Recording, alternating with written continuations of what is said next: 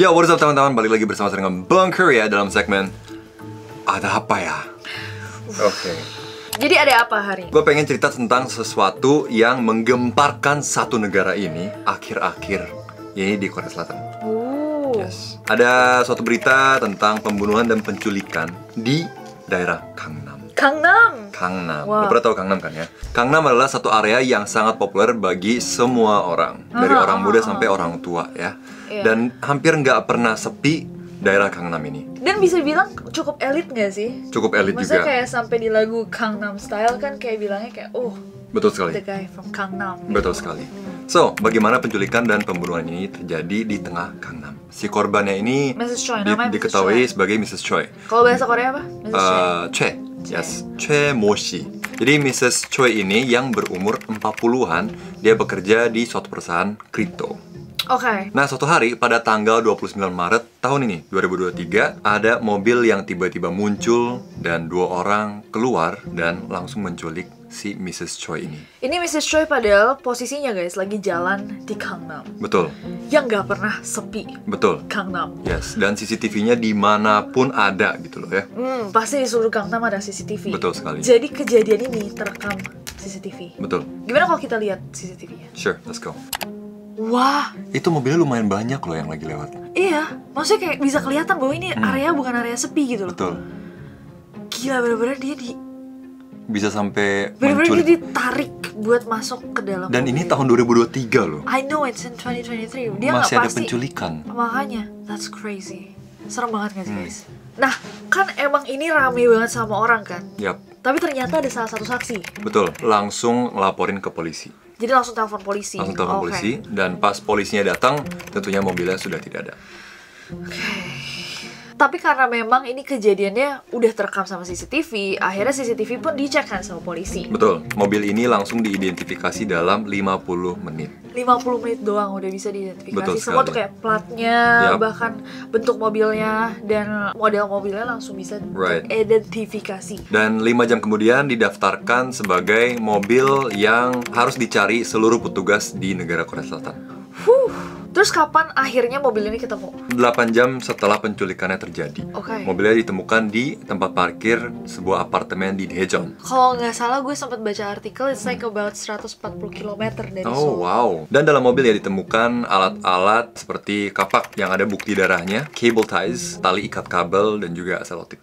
Pada saat mobil ditemukan, sang korban tuh tidak ada di dalam mobil. Sudah tidak ada di dalam mobil. Tapi ditemukan emang ada kapak dengan sisa darah gitu ya. Betul. Dan 1 hari kemudian, Mr. Yeon, salah satu tersangka, ditangkap di stasiun Moran, yaitu kota Songnam. Dan hampir 3 jam kemudian, Mr. Hwang, seorang tersangka yang membunuh Mrs. Choi juga, ditemukan di suatu motel di kota Songnam juga. Jadi mereka membuang mobilnya yang dipakai untuk menculik Mrs. Choi dari kota Seoul sampai Daejeon. Dan dari situ mereka gonta-ganti naik taksi dan memakai HP sementara Oke. agar mereka tidak bisa dilacak. Terus mereka ke Songnam. Mereka ke Songnam. Wah. Dan setelah mereka kabur itu, ternyata 5 jam kemudian akhirnya jasadnya Mrs. Choi itu ditemukan di bendungan di Daejeon. Dan 5 menit kemudian, Mr. Lee yang menjadi salah satu tersangkanya juga ditangkap di Gangnam. Wah, gila banget. Dan ini semua terjadi cuma dalam waktu kayak Dalam sehari, waktu 2 hari. 2 hari, betul. Sangat cepat tapi ya bisa dibilang sedikit terlambat untuk Mrs. Choi ya. Iya bener sih, cukup tanggap dan cukup cepat, tapi nggak cepat enough untuk menyelamatkan Mrs. nyawanya Choi. Mrs. Choi. Betul sekali. Yang menarik adalah biasanya kalau misalnya kita ngebahas kasus kayak gini, ketika kita riset kan dikasih tahu tuh guys semua hasil otopsinya tuh seperti apa, kayak Kenapa misalkan matinya? ada lukanya di mana atau ada bekas-bekas strangulation atau apa. Kalau ini tuh nggak, bener-bener yang dikasih informasinya adalah dia meninggal kekurangan oksigen aja. Betul. Jadi kita nggak tahu pasti apa sebenarnya yang terjadi. Dan juga ini bisa dibilang guys cukup gruesome sampai kasus ini sebenarnya Siva sempat kasih tahu aku bahwa biasanya kasus kriminal di South Korea itu para pelakunya itu nggak dibukakan identitasnya Betul. ke publik agar kalau misalkan mereka setelah dihukum itu mereka bisa melanjutkan hidup juga kan, Betul. rehabilitasi dan segala macam. Tapi kasus ini itu pelakunya semua di-share ke publik. Betul. Dari nama, tanggal lahir, sampai mukanya. Yang berarti bahwa kasus ini tuh cukup parah. Cukup parah, betul. Jadi, Pemerintah sampai bilang gitu kayak, nih guys, manusia-manusia ini berbahaya. betul. Dan Korea Selatan sebagai negara yang cukup kecil ya, sekali naik media, misalnya artis langsung naik di media, mereka langsung jadi populer, Terkenal, langsung oke. jadi terkenal. Dan ketika seorang kriminal Naik masuk media. dalam media, mereka akan langsung tidak bisa hidup lagi di sini. Bisa dibilang seperti itu. Misalnya ada satu kriminal yang keluar dari penjara, tapi identitas dia tuh emang sudah dikeluarkan, Oke. udah disebarkan di media. Jadi pas dia keluar dari penjara, sampai sekarang pun dia tinggal di rumah, walaupun nggak ngapa-ngapain, selalu diawasi oleh orang-orang di sekitarnya. Sampai orang-orang di sekitar rumah dia sampai demo agar dia keluar dari daerah mereka.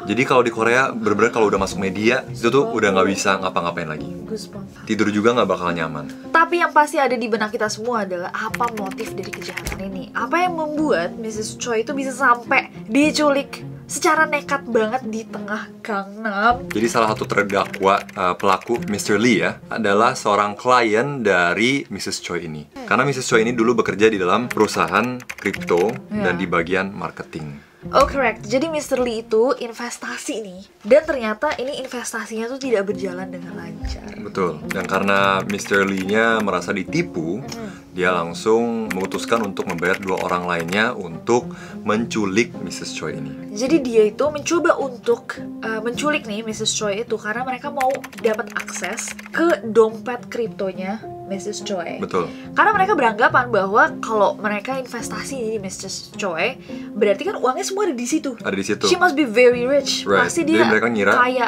parah. banyak uang di dalam dompet kriptonya. Iya, dan dia mau mereka mau mencuri uang dari dompet kriptonya Mrs. Choi. Betul. Tapi Setelah diculik, nih, dibukalah dompet kriptonya. itu setelah disiksa tuh ya, kan Betul. dimintakan kayak kasih tahu nih passwordnya apa gitu. Setelah dompet kriptonya dibuka, Hmm. ternyata yang ada senilai 7 juta won kripto Doang. doang. Dan dalam rupiah hanya 77 juta rupiah. God. Nah pas diculik itu, pastinya Mrs. Choi akan melawan ya. Iya, pasti. Dan karena melawannya terlalu keras, Mr. Hwang, salah satu pelakunya atau salah satu tersangka ini, dia mengatakan bahwa dia mencekek leher Mrs. Choi agar dia pingsan. Oke, jadi kayak biar Jangan melawan Hasal. lagi. Yes. Namun menurut kesaksiannya, Mrs. Choi tidak bangun lagi. Dan juga memang ditemukan upaya pembunuhan dengan adanya alat suntikan dan juga senjata untuk mencelakai korban Mrs. Oh Choi iya, ini. iya. Jadi I've also read, jadi aku sempat baca bahwa ternyata dia tuh korban tuh sempat disuntik beberapa kali sama kayak obat halusinogen. Berarti kan kalau itu bukan nggak sengaja. Jadi untuk saat ini walaupun alibinya dia bilang kayak ya itu tapi nggak sengaja, kita cuma mau ngambil uangnya dia doang. Tapi ditemukan bukti-bukti bahwa memang mereka sudah merencanakan pembunuhan ini. Betul. Dan juga memang Mrs. Choi ini diikuti selama 2-3 bulan Ya. dengan arahan Mr. Lee. Betul. Dan katanya selama 2-3 bulan itu bahkan 2 orang lainnya tuh dikasihin kayak tempat penginapan, Betul. makanannya semua tuh emang udah disediakan. Betul. Dan juga dikasih uang untuk menyewa mobil. Dan juga untuk melakukan pembunuhan seperti ini kan harus direncanakan Betul. dari awal ya. Dan diketahui ada satu orang lagi yang membantu merencanakan atau melaksanakan pembunuhan ini. Oh ya? Tapi di tengah-tengah karena susah mengikuti si korban Mrs. Choi ini, Oh dicabut. dia cabut. Oh gila, dia terselamatkan sih. Karena ini sebenarnya gak ngerti kenapa dia 3 bulan merencanakan, tiba-tiba dia memutuskan untuk kidnap someone di tengah Gangnam. Kayak rada plannya kurang baik gitu. Tapi ada beberapa additional info kan dalam kasus ini. Betul. Dan ternyata suami Mrs. Choi ini ditangkap terlebih dahulu dalam penjara. Oh, jadi suami Mrs. Choi itu juga udah ditangkap Betul. masuk penjara Betul sekali. karena kasus sama kripto juga. Crypto business. That's crazy. Betul. Dan yang lebih gila, ternyata Mrs. Choi ini juga merupakan korban. Dia pun pernah investasi di sebuah bisnis kripto yang mana dia tuh kehilangan uang yang cukup besar juga. Betul. That's crazy. Jadi ternyata yang kita tahu sebagai penipu, dia pun menjadi korban dari crypto bisnis yang lain. Susah juga nih kasus. Jadi sang korban menjadi orang jahat juga.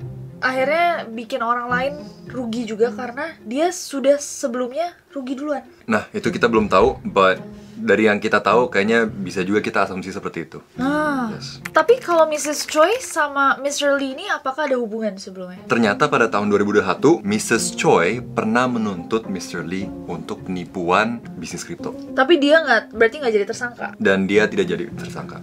Oh Oh shoot, berarti mereka sebenarnya bad bloodnya tuh udah lama ya? Jadi orang-orang di sekitar Mrs. Choi dan Mr. Choi di interview dan diinterogasi, ternyata lebih banyak orang lagi yang kena tipu oleh Mrs. Choi. Bisnis kripto ini juga? Bisnis kriptonya juga. Oh my god. Yes. Inti dari semua ini adalah bisnis kripto sangat berbahaya. No, sebenarnya tadi gue sempet baca-baca juga artikel karena Sivas bilang mau bahas tentang ini. Yap. Ternyata banyak orang yang menanyakan juga ke pemerintah, kenapa nggak ada regulasi yang ketat di South Korea untuk bisnis-bisnis kripto. Yap. Jadi banyak banget, apalagi kayak orang-orang yang udah berumur guys, itu diiming-imingi kayak, ini tuh the next big thing loh. Betul. Kayak kripto tuh anak-anak muda semua sekarang kaya gara-gara kripto. Kalian emang nggak mau kaya juga gara-gara kripto gitu. Akhirnya orang-orang yang udah rada berumur kayak 40 tahun, 50 tahun tuh bisa ngomong ke orang-orang sekitarnya gitu. Tolong dong invest di sini, invest di situ gitu. Yap. Akhirnya karena mereka percaya aja, diiming-imingi kayak nanti untungnya bisa 10 kali lipat nih, lihat Bitcoin, lihat Ethereum ya, lihat Dogecoin. Aku nggak ngerti kripto tapi dibilang-bilang kayak gitu. Akhirnya mereka semua kayak, oh yaudah kita ikut investasi. Dan akhirnya ya nggak untung, uangnya nggak tahu kemana, Nggak bisa dikembalikan. dan nggak bisa dikembalikan. Dan juga nggak ada regulasi yang ketat dari pemerintah South Korea dalam Masalah problem ini. cryptocurrency. Crazy ya. Banyak banget menjadi korban dari penipuan cryptocurrency ini. Dan salah satunya gue juga menjadi korbannya.